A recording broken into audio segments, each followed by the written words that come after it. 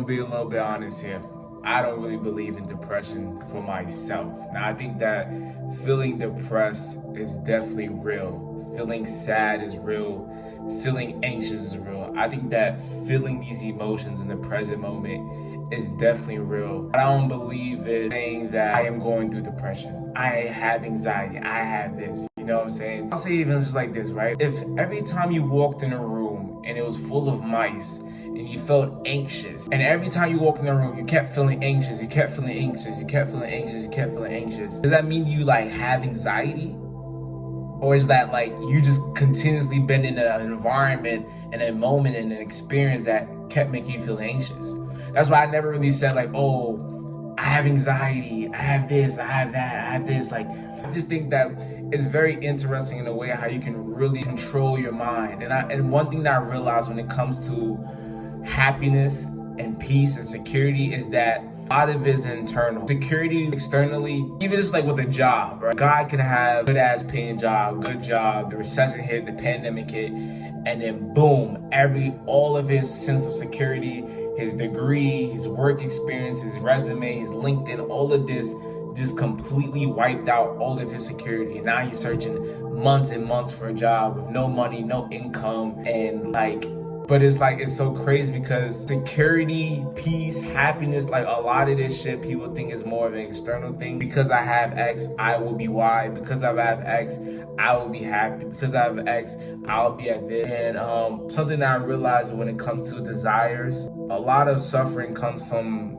the mind and what the mind desires. So for instance, that's why a lot of depression and a lot of suffering comes from loneliness, because once you say it out loud, maybe I am tripping, or once you say it out loud, you're like, I can't get through this. I think that words are very powerful and thoughts are powerful, but it's like you can control what you say out loud, but like you can't control your mind. But it's like, that's why I said like a lot of depression comes from loneliness, because you're only communicating with what's being inputted with your mind. And what's being input with your mind, you can't always control that. You can't control if you have impulsive thoughts. You can't control if your subconscious want to think this, want to think that, want to think this, want to think that, want to think negative things. You really can't control that. Honestly, I think that yeah, like unhappiness comes from the lack of your desire. And that's why sometimes people say money made them happy or success made them happy, because what they desired was fulfilled. But the interesting thing about that desire is that the desire always go higher. You know what I'm saying? Like once you get let's say you start making $15 an hour, you're like, but I want to make $20. Once I start making $20, I'll be a little bit more happier. I'll be able to buy this. I'll be able to do this. I'll be able to live this lifestyle. And once you get that, you're like, then I want 22, then I want 25, then I want 27, then I want 28, then I want 30. And it's very interesting, because it's like I know that I can easily just simply just be like, okay, I don't desire anything, and just easily just be happy. Like I can say that I am genuinely happy. Like, what I'm saying? Like I'm happy, but I want to get more in life. And I kind of want to tell you this quick story, right? So when I was 16 years old, I've always been big on manifestation. I've always been big on speaking things to existence. I was really on like a spiritual journey before like it even became popular with like TikTok and you know how TikTok, and just now influencers, there's more influencers and people talking about spirituality, self-improvement, all this stuff. But I was really into that at a very, very young age. And I'm gonna put it up on the screen. I wrote this letter to my 20-year-old self, who I am today. I wrote this letter to my 20-year-old self, and I said something like, yo, bro, happy birthday. 'Cause I wrote this on my 16th birthday. I was like, yo, bro, happy birthday. I hope your life's going good. And I was like, I feel grateful for what I have now, but it's just like, I want more. And then like when I read that today, 'cause I tried to find that letter when I actually turned 20, but then I couldn't find it. And I just read that letter.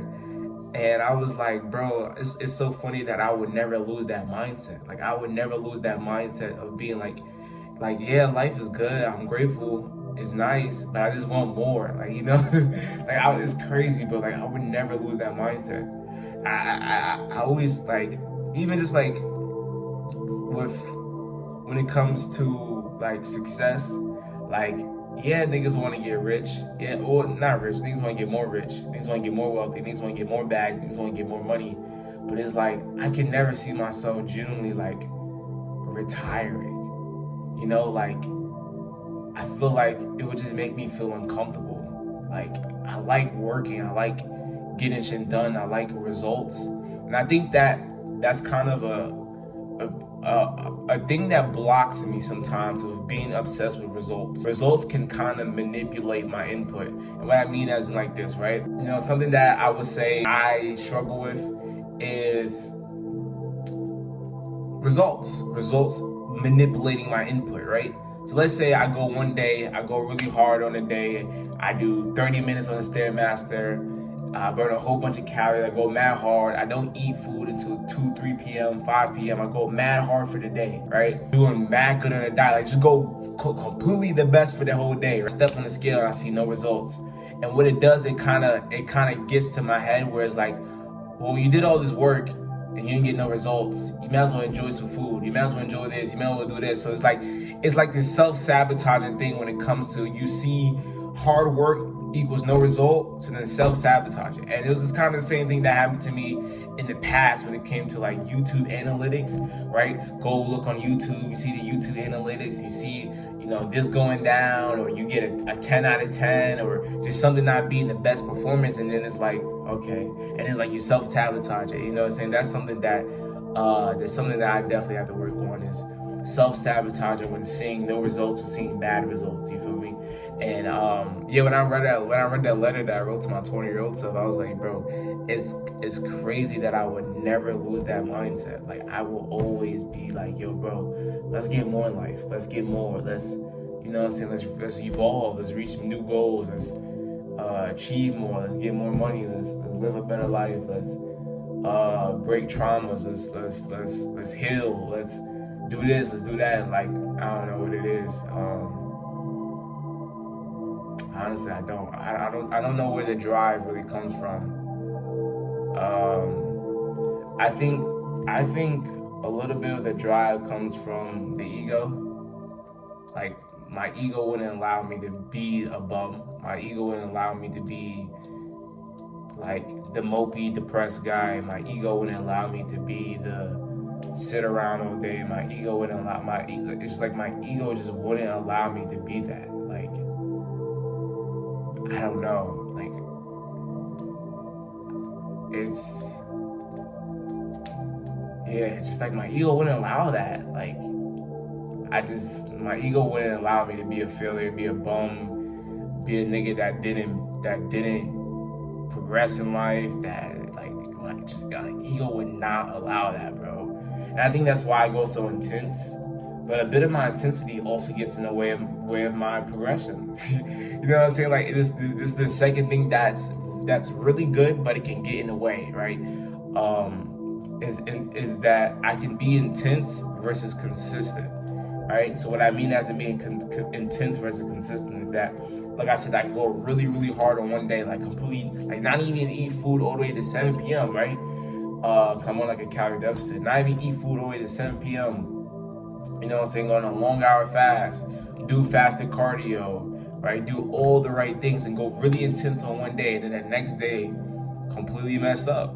Self-sabotage, mess it up because I go really hard for this one day, hop on the scale, see no results, see no difference, and then self-sabotage.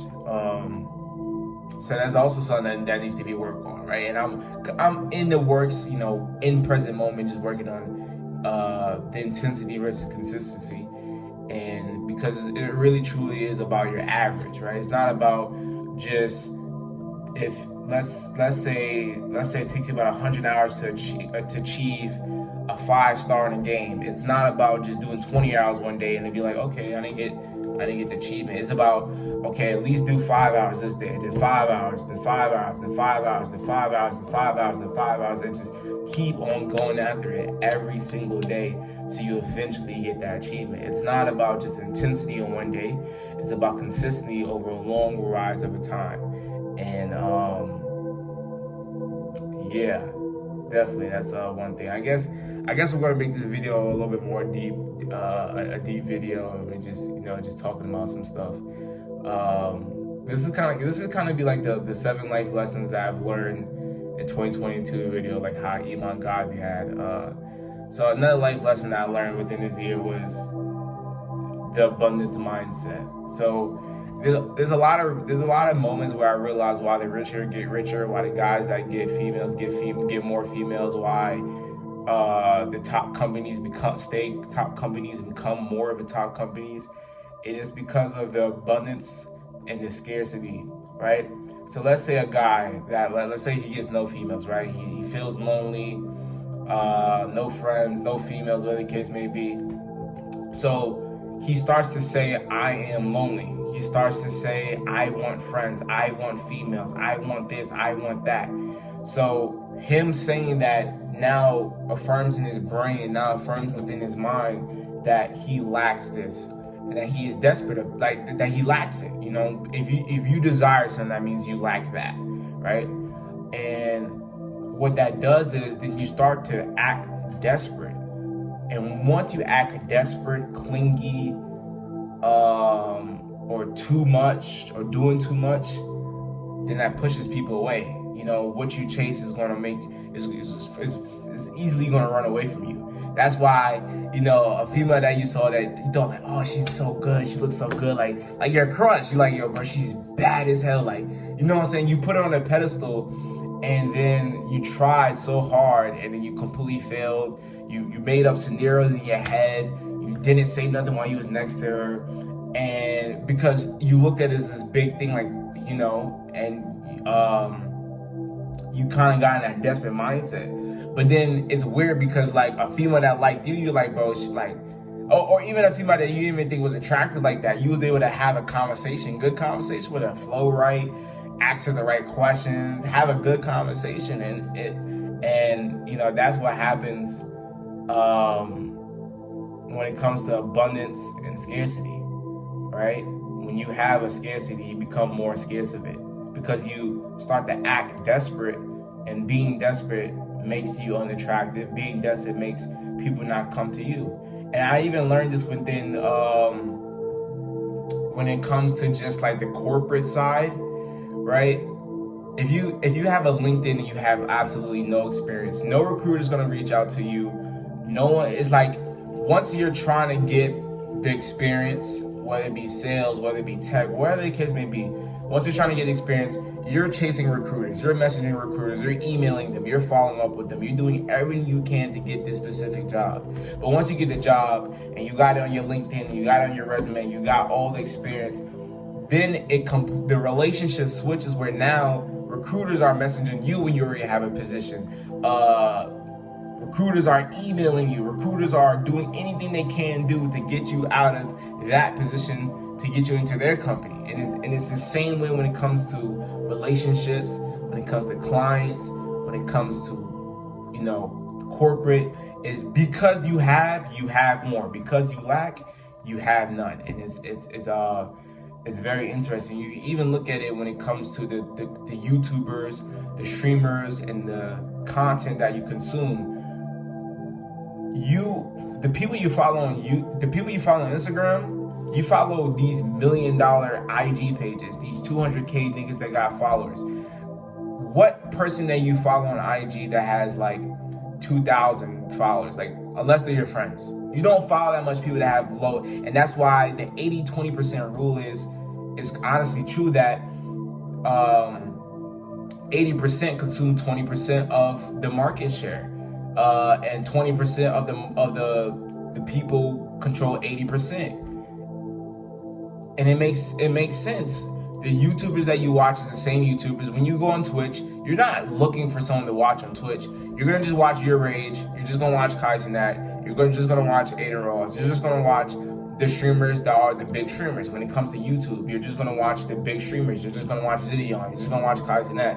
You're just gonna watch the big streamers, the big YouTubers. When it comes to Instagram, you're only gonna follow the big Instagram pages, the big meme pages, academic, say cheese. Like, you're only following and consuming the biggest of the biggest things. And it's interesting. It's interesting that when you're starting out, you have to like prove yourself, and you have to work your way up. And it's like the bottom of the kernel, the bottom of the barrel has to work harder than the top. It's crazy. It's and then once you get to the top, you're like, yo, bro, people just giving me more opportunities. People working for me. It's crazy, bro. Like you can even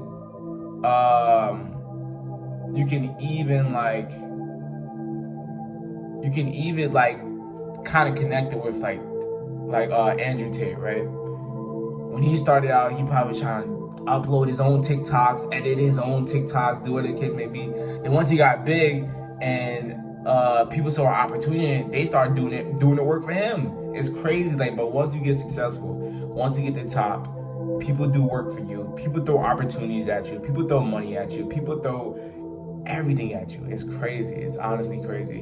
And that's something I learned when it comes to the abundance and the scarcity mindset, was that, growing up, going through many, financial problems, whether it be, possible eviction, whether it be sleeping on the floor, sharing a room with 3 people,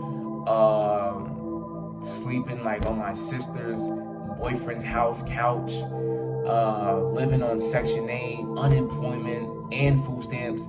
Like literally at one point in time, like the only streams of income, the only way that I was being provided from was from government benefits, EBT, unemployment, and food stamps. Like going through all those problems financially, it breeded a scarcity mindset with money. It genuinely did. It breeded a scarcity mindset with money. It made it where it's like, bro, it was a moment I was 18 years old. I had a good amount of money saved up. A good amount of money saved up for an 18-year-old. And literally for 6 months, didn't spend not one dime on myself, bro. Not one dime. And it was because of a scarcity mindset.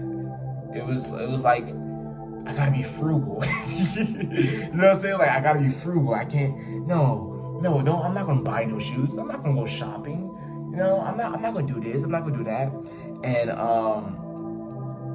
what was funny was that there was a point in time where, like, because I was so frugal, I had no more money. I had no motivation to make money, because it's like I had like a good amount of money saved, but it's like I wasn't spending the money on shit. So I'm like, I don't even like I just like the motivation just completely killed, because I wasn't using money as a tool. I wasn't spending money on myself. I wasn't going out to places. I wasn't going on vacation. I wasn't buying clothes. I wasn't investing the money. I was just having the money in the bank account. Like, and literally, that was a moment where like my motivation just completely stopped for it. But let me talk about all the lessons I learned this year and I learned in the last 2 years. I learned that you are paid for the problems you solve, and the problems you solve, and how long it takes you to learn to solve that problem. And you are paid by how fast you can solve that problem. So I said a whole lot of things, right? So first thing is, you are paid for the problems you solve. When it comes to, let's say, a degree, let's say, basically, yeah, when it comes to like, a high income skill, let's look at all the high income skills, cybersecurity, software engineers, doctors, neurosurgeons, right? The reason why they're paid so much money is the problems they solve. The problems they solve either saves money, health, relationships, and time, right? Cybersecurity, we already know all the problems that they solve, right? But the deeper level of the reason why they pay that more money is how long it takes for someone to learn how to solve that problem. It takes a very long time to learn how to solve problems in cybersecurity. It takes a long time to become a doctor. You have to do 8 years. It takes a long time to learn how to become a lawyer. It takes 8 years. It takes a long time to learn how to become all of these high income skills, right? So they are first paid on the problem that they solve, and they are secondly paid on how long it takes for them to learn it. Because if you are a forklift driver you are solving problems, but you're only solving a problem that took someone 2 weeks to teach you or 3 days to teach you to solve it. Right? When I went into Amazon, and I literally got trained for 3 days, and I was able to be able. Now, when I say able, I mean able, because I knew that, like, if I try hard at the job, I'm still going to get paid the same amount of money the guy that's trying less than me is. So I always like, I'm gonna do good enough or I'm not getting written up, right? But yeah, when I was working at Amazon, literally I was able to be trained for 3 days and be able to work my job efficiently. But you can't be trained for 3 days to be a nurse. You can't be trained in 3 days to become a cybersecurity analyst. You can't be trained in 3 days to be a doctor. You can't be trained 3 days to be a neuroscientist. You cannot be trained 3 days to do these type of things, and that's the reason why they also get paid higher, because it takes long to you learn this skill. So therefore, it takes long for you to be replaced. So therefore, you will be paid more money. And I realized that, and I learned that. And you know, I've worked some shitty jobs. You know. I worked some shitty jobs, even like when I like I was born in New York. So I remember also when my dad was talking about moving out to Georgia, the one reason why I was like, I didn't really want to move out to Georgia was that I'm like, yo, bro, the minimum wage in New York is $15 an hour. And I'm like, but in Georgia, like the minimum wage is like $7.50. I'm like, yo, bro, I'm not trying to start making less money. Like, I know that the living cost is lower, but that doesn't. It's not like I got my own crib and I'm paying like full rent type stuff, you know what I'm saying? So I remember having those thoughts, right? And I came out to Georgia, and I got a job working as a dietary aide, making about $11 an hour. Absolutely terrible. Like, I'm talking working 40 hours a week, night shift for $11 an hour. And literally, which I'm so glad that I kept it. I had like a stream of income going as well that was paying me. I'll get into the numbers at the time. It's not nothing crazy, so it's whatever. But luckily, I had like another stream of income that was paying me about $400 a week after taxes. So I was working like the job I was making, and it's crazy. Like at that point, bro, I should have just quit that job and just focus on investing the money that I was making from the other stream of income, right? Or just honestly just got a different job, because like, bro, night shift, oh my God, bro. It felt like I didn't have no life when I was working night shift. Like, it felt like I just woke up, went to work, go home, sleep, woke up, went to work, go home, sleep. And what was even terrible was that it wasn't just even a consistent night shift. Sometimes it would be, let's say Monday, 12 to 8, and then the next day, 6 to 2, and then the next day, 6 to 2, and then the next day off, and then the next day, 12 to 8, and then the next, like, it was like, sometimes it would be like, bro, like, one day is night shift, and then the next day is morning shift, and it's just completely messing up my sleeping schedule. I felt like I was just waking up and just going to work and then coming home, and I was working for $11 an hour, and the pay was absolutely shit. The work was absolutely shit. I remember I cried in the bathroom once. Bro, it was actually, I'll tell you a little bit of the story of when I cried in the bathroom, right? So, what it was that I didn't get no sleep, bro. Like, sleep is so important, bro. Because, like, honestly, what happened that made me cry, it wasn't even that serious. It was just that I didn't have no sleep, bro. So, literally, like, I'm at home, and I'm on my phone, and my dad like, don't you got work tomorrow? Cause at that time, me and my dad worked together. Like, we worked at the same company. Like, we wasn't in the same department, but we worked at the same company. He was like, don't you have work tomorrow? I'm like, no. And he was like, oh, but I seen like on the schedule, like you was on work for the next day. Cause like he was like, the department I was in dietary aid, so he could like, you know, walk into the, you know, dietary place with people cooking and stuff like that, see the schedule, see my name, and saw that I had a schedule for the next day. And literally it was like 2 a.m., 3 a.m. at that point. And I gotta get up at like 5 a.m. So I'm like, okay, whatever. I go to work the next day, 2 hours of sleep, and like I just don't want to be there. And I just remember like at that point, I just felt so overworked. It was absolutely terrible. And I just remember one of the females that worked there. Her name was Kiki. She was like, James, do you want to work? You trying to work overtime? Trying to work double? And like, I don't know why. And I'll be honest, like, I still have a little bit of that. Well, it's a little bit better, but I still have like a little bit of that people pleaser, right? So it's like, I'm like, and like literally just like, then I just remember just like going to the bathroom and just be like, bro, like, I'm just tired of this shit, bro. I'm like, yo, bro, I can't do this shit no more. I'm tired of this shit. I'm like, this shit is ass. And I ended up not working the shit because they was like, oh, it's fine, you don't really have to. But yeah, man,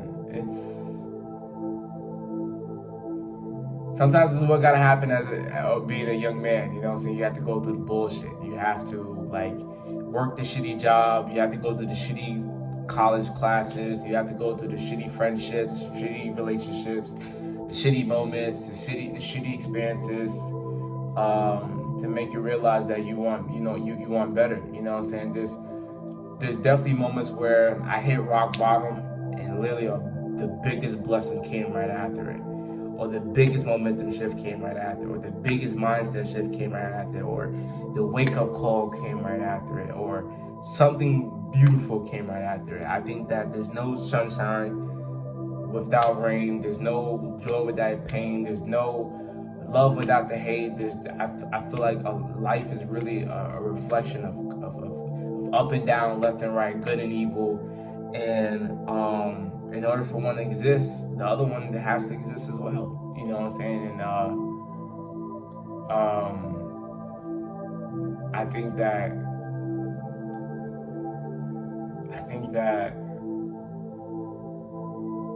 yeah. Also, even just like with this, when it comes to like motivation, right? I think that the avoidance of pain is a bigger motivator than the pursuit of pleasure. I'm gonna say it again, brother. I'm gonna say it again. The avoidance of pain is a bigger motivator than the pursuit of pleasure. And that's something that I've learned this year, right? But let's get deeper into that, you know? Let me explain why the avoidance of pain is a more motivator than the pursuit of pleasure, right?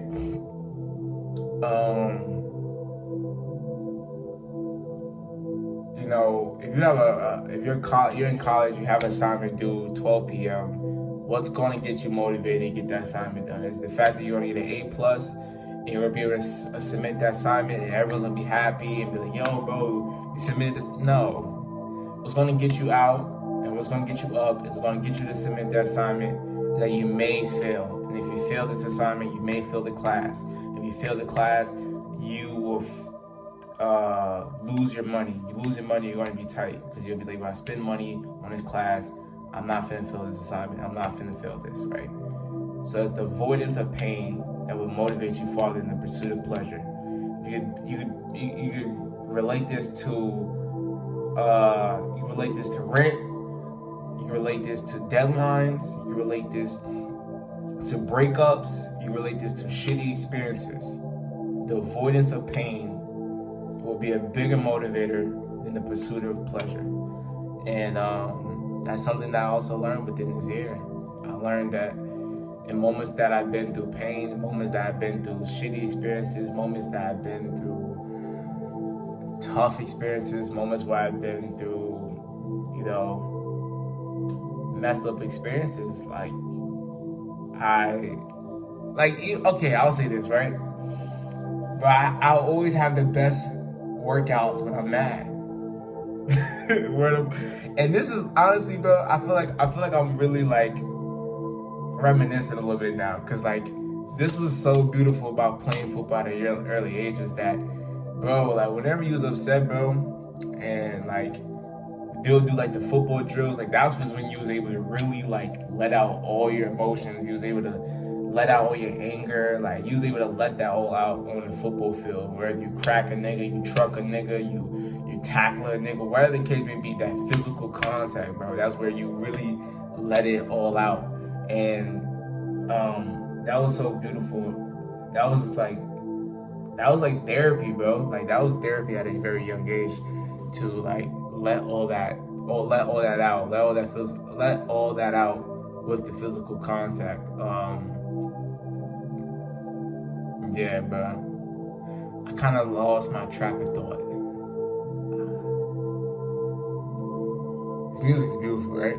His music is beautiful. Hopefully it's not too loud, or it's a bit over my voice. But his music is beautiful. I can't lie to you. But yeah, it's crazy, bro.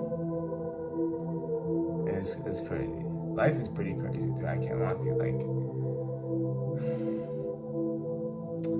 even just like, okay, so I was like watching like one of my videos, right, where I was talking about like every man should live in urgency, and I said like this quote saying that, you know, you could say anything that's infinite, whether it's like the trees, whether it's air, the atmosphere, the galaxy. You can say anything that's infinite, but truly our human experience with everything infinite will always be finite. And I'm like, yo, bro, that is facts, bro. I'm like, yo, bro, that is real nigga shit, bro. Like, it, like, you know, a lot of things on this earth is infinite. Like, it would never die out.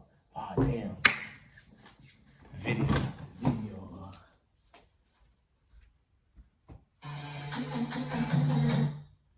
I don't know how to do videos. I don't want to do videos, my brother. But, yeah, I was like, truly our human experience with everything that's infinite, it's finite. And it's crazy, bro, because like we really only live one life, and it's limited, bro.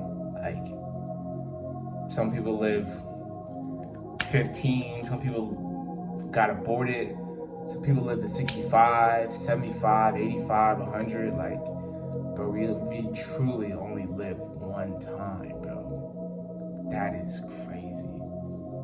Like, bro, what? Like, we live once. There's one shot at this. Like, I could, like, there can only be one James Binger. Like, and it can only be experienced one time. Like, that's crazy, bro. We just got one life, bro. And like,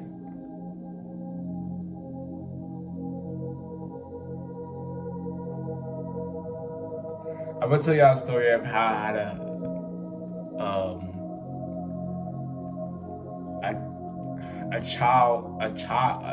preteen life crisis. You're like mid-age crisis and old, whatever crisis. I had a preteen crisis, right? And literally, it was like 4th grade. I was in my grandmother's room. This is like when I was living in Alabama. And I came home from church. It was on a Sunday. And I'm just in my grandmother's room. My sister's like in the living room. My mother, I think she's in one room, and then no one else was home or something like that. But I was in like my grandmother's room, right? But it was like my grandmother's room, but that's where like we all like slept in there, like type stuff, right? And I just remember just thinking about like death. I'm like, so I like literally I just closed my eyes. And I was like, is this how?